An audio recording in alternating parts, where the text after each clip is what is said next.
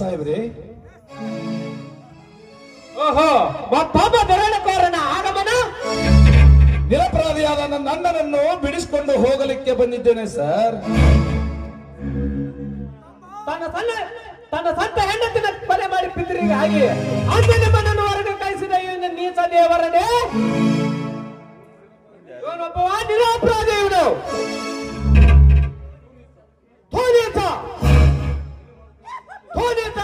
ನೀನು ಮಾತ್ರ ಏಸಿ ಕುಂತದ್ದು ಒಂದೊಂದು ಅಲ್ಲ, ಇದು ಏಸಿ ಕುತಂತ್ರ. ನನಗೆ ಅಣ್ಣಂದ ಹೇಳಲಿಕ್ಕೆ ನಿನಗೆ ನಾಚಿಕೆ ಬರ್ತದೆ.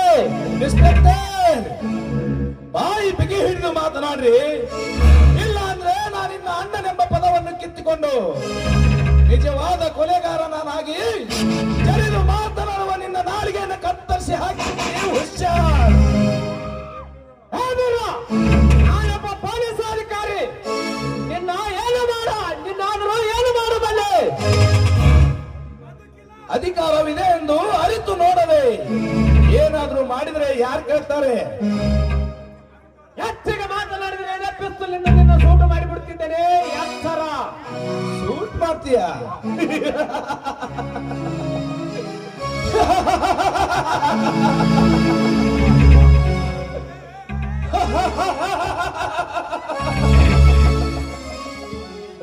ಇನ್ಸ್ಪೆಕ್ಟರ್ ಸಾಹೇಬ್ರೇ, ನಿಮ್ಮ ಮಾತಿಗೆ ನಗಬೇಕು ಅಳಬೇಕು ನನಗೊಂದು ತಿಳಿಯದಾಗಿದೆ.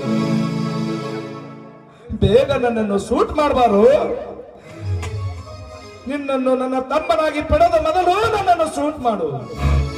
ಹಾಡಿ ಬಂದ್ರ ನಿನ್ನ ಅಂಗಾಲು ಹೊಲಸಾಗ್ತೈತಿ ಅಂತ ನಿನ್ನ ಹೆಗಲ ಮೇಲೆ ಹೊತ್ತೋಣ ಬರ್ತಿದ್ನಲ್ಲ, ಅದಕ್ಕ ಮೊದಲು ನನ್ನನ್ನು ಸೂಟ್ ಮಾಡಬಾರಪ್ಪ.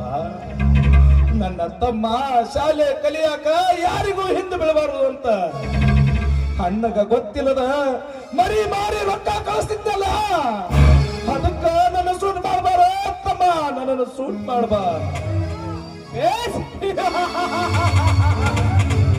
ತುಂಬಾ ವಿನಯ ಮಾಡ್ತಿದ್ಯಾ ನೀನು.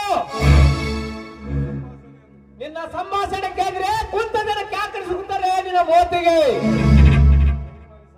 ಮರಿ ಮಾರಿ ಸಾಲಿ ಕಲಿಸಿದನಂತೆ, ಎತ್ತನಂತೆ, ಹೊತ್ತನಂತೆ. ಏ ಪಾಪ, ಅದು ಯಾರ ಮರಿ?